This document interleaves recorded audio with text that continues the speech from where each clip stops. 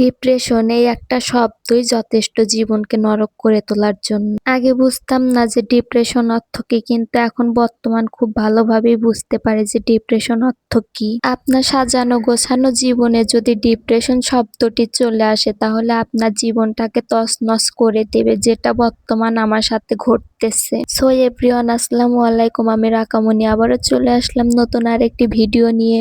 বর্তমান আমি খুবই ডিপ্রেশনের ভেতর দিয়ে যাচ্ছি, যেটা শুরু হয়েছে আমার খালা মারা যাওয়ার কিছুদিন পর থেকে। আমি এমন একটা সময়ের মধ্য দিয়ে যাচ্ছি যেটা আপনাদেরকে বলে বোঝাতে পারবো না। আমার জীবনে হাসি খুশিটাকে কেড়ে নিচ্ছে শুধুমাত্র এই একটা শব্দ। অনেকেই আমাকে বলবে যে আপনি এতটাই ডিপ্রেশনের মধ্য দিয়ে যাচ্ছেন, তাহলে ভিডিও কিভাবে বানান? আমি যাতে একা ফিল না করি সেজন্যই ভিডিও বানানো, এবং ভিডিও বানানোর পেছনে আরো অনেক কারণ আছে। আমি আমার কষ্টের কথাগুলো কারোর সাথে শেয়ার করতে পারি না, সেজন্য ভিডিও বানিয়ে তার সাথে ভয়েস দিয়ে আপনাদের সাথে আমার কষ্টের কথাগুলো শেয়ার করি। ডিপ্রেশনের কারণে আমি ঠিক মতো ঘুমাতে পারি না, এমনকি খাওয়া দাওয়া করতে পারি না ঠিক মতো, যার কারণে আমি অসুস্থ হয়ে পড়ছি এবং আমার শরীরের ওয়েটটাও কমে যাচ্ছে। আমি কাজগুলো করি শুধুমাত্র আমার মনের জোরে। আমি আগের মতন আর হাসি খুশি থাকতে পারি না, অন্যদের সাথে আর কথাবার্তা ভালোভাবে বলি না, যার কারণে অনেকেই আমাকে অনেক কথা শোনায়। আমি তার প্রতিবাদও করতে পারি না, কারণ আমি বুঝতে পারি যে আমার ব্যবহারটা তাদের কাছে স্বাভাবিক লাগছে না। আমি নিজে থেকে ফিল করতে পারি যে আমার বিহেভিয়ারটা অনেকটাই পাল্টে গেছে। আমি আর আগের মতন থাকতে পারি না। আমি আমার হাজবেন্ডকে বলি, আমি তো আগে এমন ছিলাম না, এখন এমন হয়ে যাচ্ছি কেন?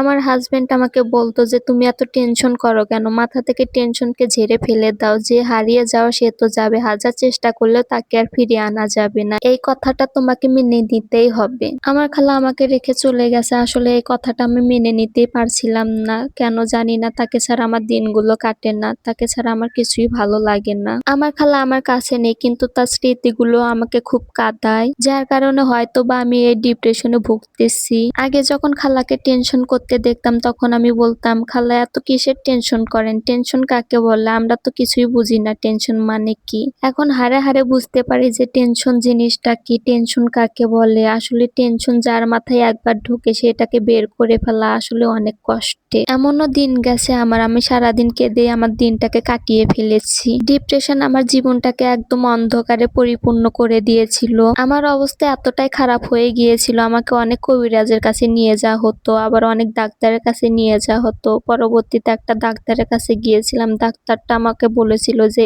এই অবস্থায় এরকমই হতে পারে। ডাক্তারটা আমাদেরকে বলেছিল যে মানুষ মারা যাওয়ার পর নাকি এরকম অবস্থা অনেকেরই হয়, কিন্তু এটা আস্তে আস্তে ঠিক হয়ে যায়। তিনি আমাকে কোনো প্রকার ওষুধই লেখেননি, শুধুমাত্র কয়েকটা ঘুমের ওষুধ এবং টেনশনের ওষুধ দিয়েছিল, যে ওষুধগুলো আমাকে কন্টিনিউ করতে বলেছিল 3 মাস। ডিপ্রেশন আসলে কোনো ধরনের অসুখই নাই, এটার কোনো ওষুধ নেই। সবকিছু হলো নিজেকে দিয়ে। নিজে যদি ভালো থাকতে পারেন তাহলে কোনোদিনও ডিপ্রেশন আপনাকে ধরবে না। আপনি যখন হাসি খুশি থাকবেন তখন ডিপ্রেশন আপনার ধারে পাশেও আসতে পারবে না। আর যখন একটা ঘটনাকে আপনার মাথার ভিতরে সব সময় ঘোরাবেন তখন ডিপ্রেশন আপনাকে অন্ধকারের দিকে ঠেলে দিবে এবং আপনি মানসিকভাবে অনেকটাই ভেঙে পড়বেন, যার কারণে অনেকেই সুসাইড করে। আসলে এটা জীবনে কোনো সমাধান না। যখন ডিপ্রেশন আপনাকে ঘিরে ধরবে তখন নিজেকে ঘরের ভিতরে গুটিয়ে রাখবেন না, মানুষের সাথে কথাবার্তা বলবেন, বাহিরে চলাফেরা করবেন, যেটা আমি পাস্টে ফেস করে এসেছি, সেজন্য আমার কাছে অনেক এক্সপিরিয়েন্স আছে। ডিপ্রেশন যখন আমাকেও ঘিরে ধরেছিল তখন আমিও এই কাজগুলোই করতাম, ঘরের ভিতরে থাকতাম, বাহিরে যেতাম না, কোনো আনন্দই ছিল না আমার মনের ভিতরে।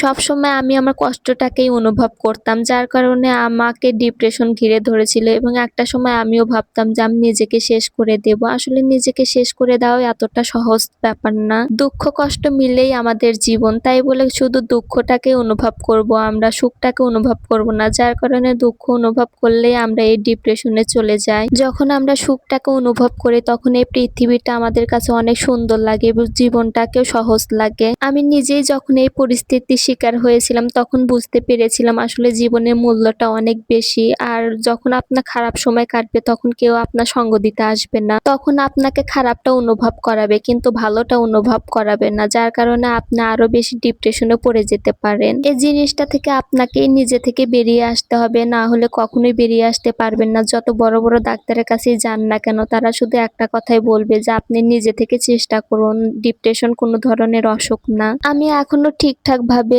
বেরিয়ে আসতে পারিনি, তাও যতটুকু চেষ্টা করেছি আলহামদুলিল্লাহ আমি অনেক ভালো আছি এখন। আমি জানি না আমার কতদিন লাগবে সম্পূর্ণভাবে এই জিনিস জিনিসটা থেকে বেরিয়ে আসতে। এখনো আমি চেষ্টা চালিয়ে যাচ্ছি। সবাই আমার জন্য দোয়া করবেন, আমি যেন এই ডিপ্রেশন থেকে বেরিয়ে আসতে পারি। যাই হোক, অনেক কথাই শেয়ার করলাম আপনাদের সাথে। সবাই ভালো থাকবেন, সুস্থ থাকবেন, অবশ্যই নিজের খেয়াল রাখবেন আর আমাকে সাপোর্ট করার জন্য আমার চ্যানেলটাকে সাবস্ক্রাইব করে দেবেন। আল্লাহ হাফেজ।